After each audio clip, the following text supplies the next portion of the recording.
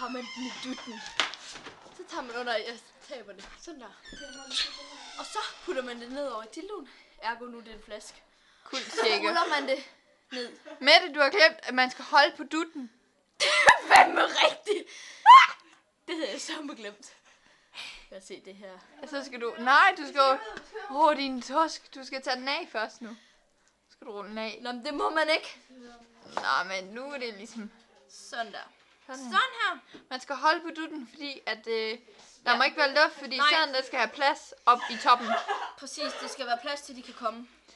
Yes. Og så er det bare over flasken nu. Har vi et hul? Her. Nej. Okay. Ja. Og så er den klar til at sige...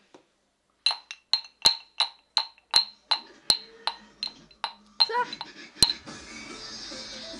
Det var så første afsnit af Sexshoppen. Mette og Sarah. Ja.